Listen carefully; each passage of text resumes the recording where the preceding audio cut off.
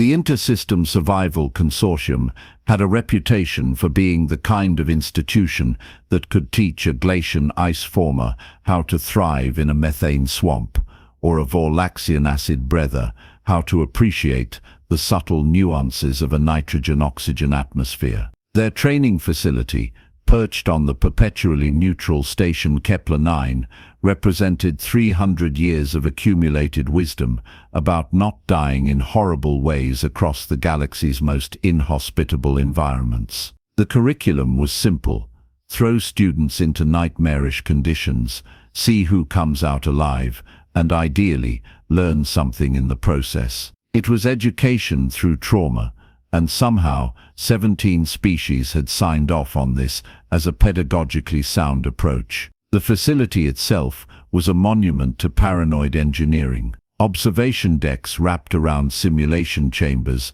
that could replicate anything from the crushing gravity of a neutron star's surface to the reality-bending properties of a quantum foam anomaly. The instructors were all veterans who had survived at least 5 unsurvivable scenarios, which gave them both expertise and a magnificently dark sense of humor about mortality. Students came from across known space, each believing their species' particular evolutionary advantages made them uniquely qualified for survival. They were usually half right, which the instructors found endlessly entertaining. The current cohort was particularly diverse. There were the Themaxians, silicon-based beings who looked like ambulatory chandeliers and could process temperatures that would vaporize most metals. A pair of Krell-form swimmers occupied mobile water tanks, their translucent bodies pulsing with bioluminescent confidence. Several hexapodal merchants had enrolled, mostly to add consortium certified to their trading credentials, though whether they'd actually survive anything was a matter of considerable doubt. The contingent of Ashran collective members moved in perfect synchronization, their hive mind giving them advantages in coordination that individual species could only dream about. And then there were the others, the methane breathers, the pressure lovers, the radiation immune, all the various forms of life that had looked at the universe's hostility and evolved middle fingers specifically adapted to their environmental niches. And then there was the human. Nobody quite remembered when humans had joined the consortium's training programs. They'd simply shown up one cycle, registration paid in full, medical waivers signed with the kind of penmanship that suggested either great care or profound resignation. The human in this particular cohort went by the designation Marcus Chen, though the instructors had learned that human names were basically procedural noise that could mean anything or nothing. He was average height for his species, which meant short by galactic standards, with the kind of build that suggested biological fragility wrapped in false confidence. He sat in the back during briefings, always taking notes on an actual physical tablet, like some kind of technological primitive, and asked questions that were either brilliantly insightful or catastrophically stupid. The instructors hadn't determined which yet. The briefing for Challenge 17 took place in Auditorium Gamma, where the temperature was kept at a compromise that left everyone mildly uncomfortable. Instructor Vex'thor, a Cranathian veteran whose carapace bore scars from 14 different planetary classifications, stood before the holographic display with the exhausted patience of someone who had explained basic survival to too many overconfident youngsters. Challenge 17, Vex'thor announced, their voice modulated through a translator that added an unfortunate musical quality to everything, will take place on planet Scorchmark VII. Charming name, I know. The tourism board is still workshopping it. The hologram materialized, a world of blackened stone and rivers of molten minerals, where the atmosphere shimmered with heat distortion visible from orbit. It looked like someone had taken a perfectly good planet and decided to roast it out of spite. Surface temperature, Vex'thor continued, highlighting data streams, averages 340 degrees Celsius. The atmosphere is technically breathable for oxygen processors if you enjoy the sensation of inhaling superheated air that cauterizes your respiratory system. Radiation levels are acceptable, gravity is 0.92 standard, and there is absolutely nothing alive down there except whatever we drop onto it. The Thermaxians rippled with what might have been excitement. The water tank Krells looked significantly less enthusiastic. Your objective is survival for 72 standard hours. You will be provided with basic environmental suits calibrated to your species' requirements, emergency beacons, and the dubious comfort of knowing we're watching. You may use whatever materials you find on planet.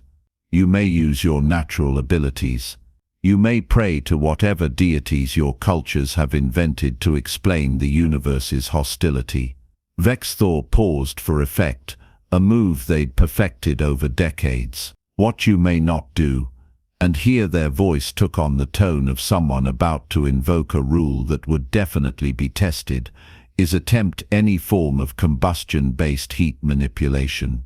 The ambient temperature is far beyond safe thresholds for controlled fire. The oxygen concentration in the atmosphere creates explosive conditions. Attempting to create fire in this environment is not clever survival strategy. It is elaborate suicide with extra steps. Am I abundantly clear? The assembled students murmured agreement in 17 different languages and chemical signatures. The human, Marcus, scribbled something on his tablet and raised his hand. Question, he said, with the kind of casual tone that made instructors nervous. Proceed, Vex'thor said, already regretting it. When you say combustion-based heat manipulation, are you referring to exothermic oxidation reactions in general, or specifically open flame applications? The auditorium went quiet. Several species who didn't even understand the question felt second-hand concern. I'm saying, Vex'thor explained with aggressive patience, don't make fire. Don't make anything that looks like fire. Don't make anything that fire would consider a distant cousin. The environment is too hot for fire to be safely controlled. This is not a puzzle to solve. This is a rule to follow. Got it, Marcus said, making another note. No fire. Thank you, Vex'thor said. Now, deployment is in 6 hours.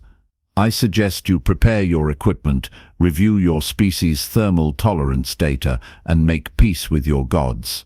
Dismissed. The deployment itself was efficient. The consortium had 3 centuries of practice in throwing beings out of perfectly good spacecraft into perfectly terrible environments. The students were distributed across Scorchmark VII's equatorial region, each in their own designated survival zone, spanning roughly 10 square kilometers. It was enough space to find resources, but not enough to avoid the fundamental problem of being on a planet that was actively trying to cook them. The Thermaxians immediately began constructing reflective shelters from the crystallized mineral deposits, their silicon bodies actually gaining energy from the ambient heat. They would probably spend the 72 hours essentially sunbathing and complaining about the cold nights. The Ashran collective moved as one organism, building an elaborate underground network within the first 4 hours, their coordination making individual survival look like amateur hour. The hexapodal merchants had invested heavily in cooling technology and were essentially hiding inside very expensive refrigerators, which was less survival skill and more economic privilege, but the consortium didn't judge. Well, they judged a little. The Krells were struggling magnificently. Their water tanks were holding, but the energy requirements for maintaining temperature were astronomical. One of them had already burned through 40% of their power reserves, just trying to keep their mobile environment from becoming a pressure cooker. They'd probably make it, but they'd learn a valuable lesson about thermal management and hubris, which was really what the consortium specialized in teaching. Several other species were employing various strategies: digging, elevation seeking, minimizing movement, all the standard approaches that instructors had seen countless times before. And then there was Marcus. The monitoring station registered his landing, his environmental suit activation, and his initial movement patterns. He spent the first hour surveying his zone, which was standard procedure. He collected mineral samples, which was reasonable. He began constructing what appeared to be a shelter, using rock formations as a base, which showed practical thinking. For the first 3 hours, his behavior was so textbook normal that the monitoring technicians almost stopped paying attention to his feed. That was their first mistake. Then things got weird. Thermal anomaly in Zone 17, announced the monitoring technician, a prill form whose sensory tentacles twitched with concern. Designated student Marcus Chen. Vex'thor looked up from the overview display, where they'd been watching a hexapodal merchant's cooling unit struggle with efficiency calculations. Define anomaly. Localized temperature spike. Approximately 420 degrees Celsius in a 2-meter radius. Equipment malfunction. Negative. The spike appears to be intentional, controlled, and growing. Vex'thor's carapace plates shifted in the Cronathian equivalent of a frown. Pull-up visual. The holographic display zoomed to Zone 17, and what Vex'thor saw triggered every instructor alarm, developed over a career of watching students do inadvisable things. There, in the middle of a planet too hot for fire, surrounded by an environment that made combustion a suicide pact, Marcus Chen had built a fire. Not just any fire, a proper, organized, deliberately constructed fire with fuel sources arranged in a careful pattern and flames dancing in colors that shouldn't exist in that atmospheric composition. The fire burned with an eerie blue-white intensity that suggested chemical reactions far more complex than simple combustion. And sitting next to this thermodynamic impossibility, stirring a metal container suspended over the flames with what looked like an improvised tripod made from heat-resistant minerals, was Marcus, apparently cooking something. "Is that?" one of the other monitoring technicians asked in a voice that suggested reality was negotiable. "Is that soup?" "Emergency response," Vex'thor said, their voice tight. The response shuttle covered the distance in 8 minutes, which was fast even by emergency standards. Vex'thor had brought 3 safety officers, full suppression equipment, and a medical team prepared for severe thermal trauma. What they found when they crested the ridge overlooking Marcus's camp made Vex'thor question their understanding of physics, chemistry, and human common sense. The fire was real. It burned with a steady, controlled intensity that spoke of careful fuel management and understanding of combustion dynamics. The fuel source appeared to be some kind of refined mineral compound, burning with a blue-white flame that produced intense heat in a focused area. Around the fire, Marcus had constructed an elaborate heat management system using reflective rock formations and what looked like deliberately created airflow channels. The whole setup was simultaneously brilliant and insane, a perfect encapsulation of human problem-solving applied to situations where the problem was specifically designated as unsolvable, and Marcus was cooking soup. "Good afternoon, instructor," Marcus said, looking up from his stirring with the casual friendliness of someone who hadn't just violated the most important rule of the exercise. "The local minerals have interesting thermal properties. I've been experimenting with oxidation rates. Would you like some soup? I managed to synthesize a broth from the amino acid traces in the environmental suit's emergency rations. It's not gourmet, but it's hot. Well, hotter than the ambient 340 degrees, which is saying something." Vex'thor stood absolutely still, which in Cronathians indicated either deep meditation or complete system crash. The safety officers had frozen in place, their suppression equipment hanging uselessly at their sides. One of the medical techs was taking notes, apparently deciding documentation was more important than intervention. "You made fire," Vex'thor finally said.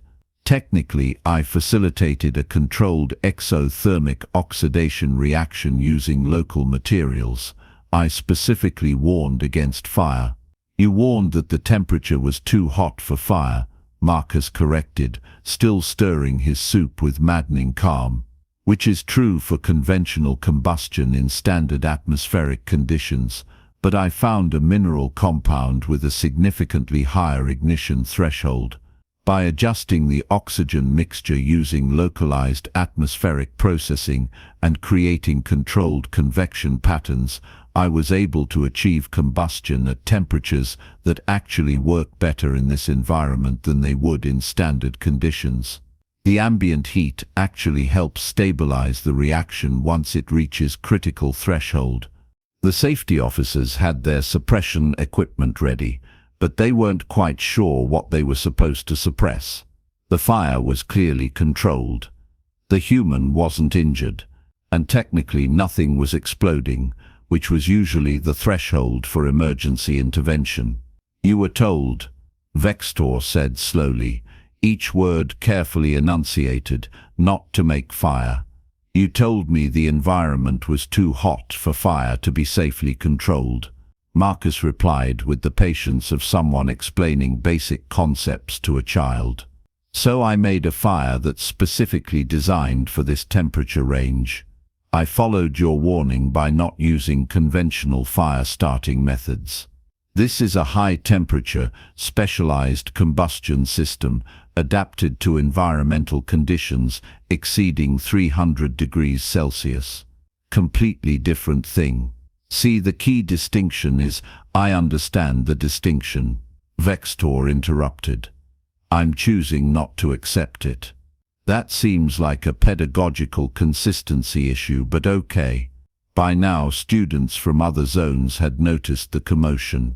The Thermaxians arrived first, their crystalline forms reflecting the firelight in ways that created dizzying patterns across the scorched landscape. The Ashran collective emerged from their underground network, their unified consciousness apparently stunned into individual reactions of disbelief. Even the hexapodal merchants had ventured from their cooling units to witness whatever insanity was happening, which meant abandoning their expensive safety measures for sheer curiosity. When hexapodal merchants prioritized entertainment over economic efficiency, something truly remarkable was occurring.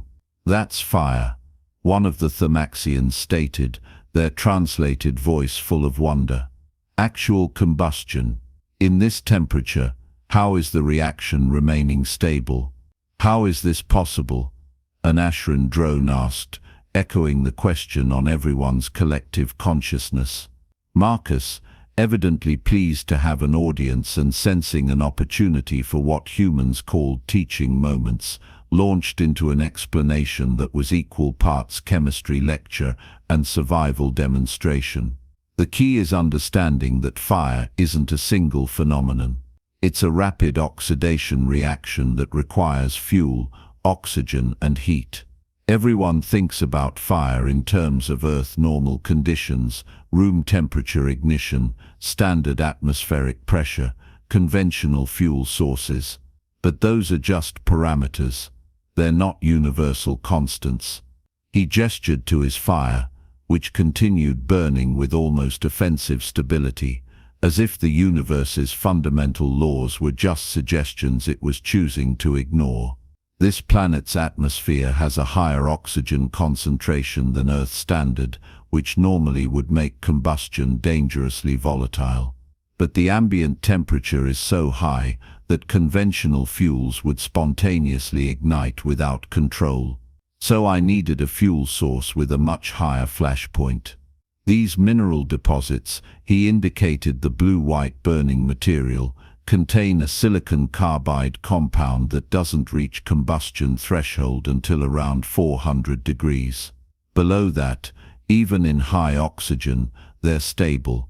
But the heat required to ignite them—" One of the Thermaxians began, their scientific curiosity overriding their sense of self-preservation, is provided by the environment. Marcus finished, clearly enjoying this. I used focused solar collection through shaped rock formations to create a hotspot, then introduced the fuel gradually.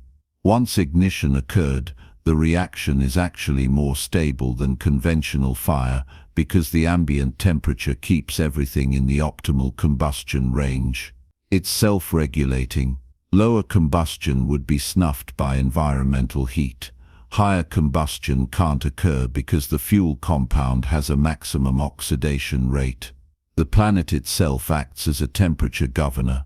He ladled some soup into his container, took a careful sip, and nodded with satisfaction. Plus the convection currents I've established create a microclimate that actually draws in slightly cooler air from elevation, which helps with the breathing situation. Multifunctional design. Vex'thor's translator started making distressed noises, which happened when Kranathians experienced emotions too complex for standard communication. You created a type of fire that only works because the environment is too hot for normal fire. Exactly, Marcus said, beaming with the pride of someone who'd solved a puzzle. Nobody asked them to solve. I took your warning seriously. You said it was too hot for fire, so I made a fire specifically designed for too hot conditions. It's problem solving through specification analysis. That's not what I meant, but it is what you said. And in survival situations, precision of language is important, right? That's in Module 3 of the training manual. I checked. The assembled students were processing this in different ways. The Themaxians were analyzing the combustion chemistry with academic fascination, already forming hypotheses about industrial applications. The Ashran collective had broken into subgroups having rapid debates about oxidation dynamics, their hive mind creating a sort of living peer review process. The hexapodal merchants were already calculating the commercial applications, their merchant instincts recognizing potential profit in techniques for extreme environment resource utilization. The Krells were just relieved someone else was being the problem child for once. The soup is actually pretty good, Marcus offered, apparently oblivious to the existential crisis he was causing among the faculty. I managed to extract salts from the mineral substrates for seasoning. There's a surprising amount of sodium chloride trapped in the crystalline matrices. Hydration is important in survival situations, and hot liquid helps with maintaining core temperature regulation even in extreme heat. The psychological comfort of a hot meal also improves decision-making and stress management. That's Module 7, I think.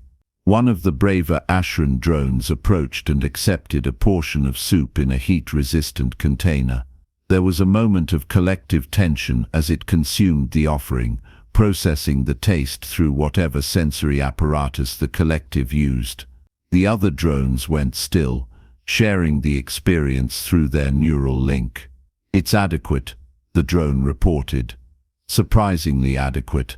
The sodium balance is appropriate for exertion-based dehydration recovery. This broke the dam.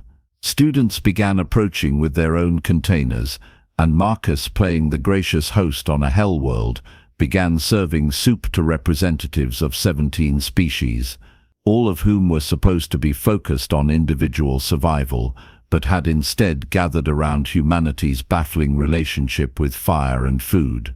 Vex'thor watched this unfold with the resignation of an instructor who knew this incident would be discussed in training seminars for decades. You realize, they said to Marcus, that you've technically completed the survival challenge. You've demonstrated resource utilization, environmental adaptation, and the ability to maintain sustenance in extreme conditions. Thank you, instructor. You've also given me a migraine that transcends species barriers and probably violated at least 3 safety protocols. The safety protocols are more like guidelines in survival situations, right? No, They are protocols. That's why we call them protocols. The word has etymological roots suggesting something more rigid than suggestions. Marcus offered a container of soup to Vex'thor, who stared at it like it might contain existential dread in liquid form. Against their better judgment, and mostly because the universe had already decided today was absurd, Vex'thor accepted it. The soup was, annoyingly, actually good. The remainder of the 72-hour challenge became a bizarre social event. Students who had been grimly focused on individual survival began visiting Zone 17 to observe the fire, discuss the chemistry, and share in communal meals. Marcus had inadvertently created the galaxy's hottest cooking school, both literally and figuratively. He gave demonstrations on fuel management, taught basic principles of combustion dynamics adapted to extreme environments, and generally acted like setting things on fire on a planet too hot for fire was a completely normal educational outcome. The Themaxians brought mineral samples from their zones for Marcus to analyze. The Ashran Collective started conducting experiments on combustion variables, turning Zone 17 into an impromptu research station. Even the struggling Krells found that visiting the camp helped with morale, though they couldn't actually consume the soup due to biochemistry incompatibilities. Marcus adapted, creating a mineral-based slurry that the Krells could process, because apparently once you'd violated thermodynamics, catering to alien dietary requirements was just a natural next step. The instructors had emergency meetings about whether this violated the spirit of the challenge. Technically, Marcus had survived and adapted to the environment using available resources and ingenuity. He had demonstrated problem-solving, scientific knowledge, and practical application of survival principles. The fact that he'd done so by completely ignoring the intent of a direct warning was either brilliant lateral thinking or dangerous insubordination. They decided it was both, which meant the administrative paperwork would be spectacular. When the extraction shuttles arrived at the 72-hour mark, they found Zone 17 had become an impromptu gathering space. The fire still burned with its impossible stability, a monument to human stubbornness and creative interpretation of instructions. Students were exchanging contact information, discussing the experience, and in at least one case, trying to figure out if soup qualified as a universal cultural phenomenon worthy of anthropological study. Marcus carefully extinguished his fire, using a method that involved gradually reducing oxygen flow while allowing the fuel to burn down naturally. Even his fire-stopping technique was more complex than it needed to be, incorporating thermal dissipation patterns and mineral cooling cycles. He documented the entire process on his tablet, apparently planning to write a paper on it. Back on Station Kepler 9, during the formal challenge review, Vex'thor addressed the assembled cohort with the weary dignity of someone who'd aged several years in 72 hours. Challenge 17 has been completed. All students survived, which is always our primary objective, even if some of you tested the definition of survival versus thriving in ways that cause instructor stress and administrative headaches. Several students looked at Marcus, who maintained an expression of innocent attentiveness that fooled absolutely nobody. The consortium prides itself on teaching adaptability and creative problem-solving. We encourage students to think beyond conventional approaches and utilize their unique perspectives. Vex'thor paused meaningfully. However, when an instructor provides specific warnings about environmental hazards, those warnings are based on extensive research, previous incidents, and a genuine desire to keep students alive. They are not. Another pause, this one heavy with accumulated frustration, challenges to find loopholes. Noted, Marcus said with a straight face. The training manual has been updated, Vex'thor continued, to include a new subsection titled Species-Specific Interpretations of Fire Safety Protocols with emphasis on human creative compliance. You're welcome. It's 17 pages long. 12 of those pages are just explaining what happened in Zone 17. The other 5 are desperate attempts to write rules that can't be technically circumvented. The human contingent from other cohorts, who had come to watch the review, started applauding. The sound was picked up by other species who understood social cues, if not context, creating a wave of appreciation that Marcus probably didn't deserve, but accepted with gracious humility anyway. "Dismissed," Vex'thor said. "Except Marcus Chen. We need to discuss your next assignment and whether you're allowed to have one." As the auditorium cleared, Marcus approached the instructor's platform with the cautious optimism of someone who knew they were either in trouble or about to be recruited for something weird. "You have," Vex'thor said carefully, "a remarkable ability to find exact technical workarounds to safety protocols." "Thank you." That was not a compliment. That was an observation that terrifies me on a professional level. Vex'thor pulled up a holographic file. Challenge 23 takes place in a zero-gravity environment with strict prohibitions on propulsion systems due to navigation safety concerns.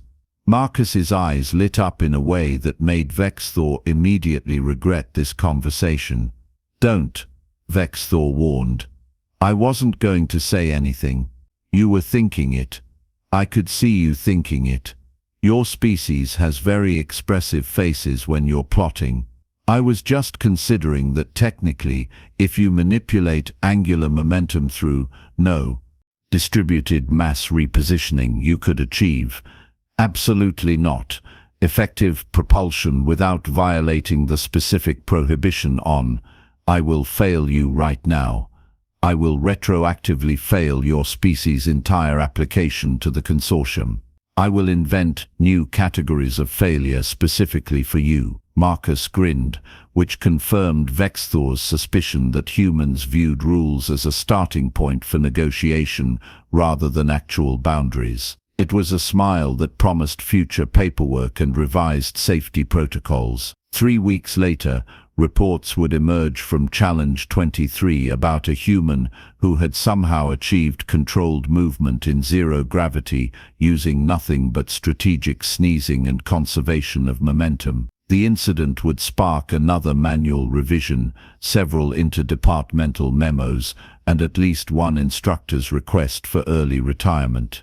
There were also unconfirmed reports of a musical performance involving resonance frequencies and station hull vibrations, but those remained classified. But that's another story. For now, in the aftermath of Challenge 17, as students dispersed to their various quarters and species-specific recreational facilities, one truth had been firmly established in the consortium's collective consciousness. When you tell a human that conditions are too extreme for something, you're not warning them away from danger. You're presenting them with specifications for a challenge they didn't know they wanted to attempt. The fire on Scorchmark VII had been extinguished, its fuel consumed and its chemical reactions returned to dormancy. But in the training logs, in the whispered stories shared between cohorts, and in the nervous anticipation of instructors everywhere, that fire would burn forever as a reminder of humanity's most terrifying quality. Give them a rule, and they'll follow it. Give them an impossible rule, and they'll find the possible hiding in the syntax. The soup, everyone agreed, had actually been pretty good. Some of the Themaxians were already requesting the recipe.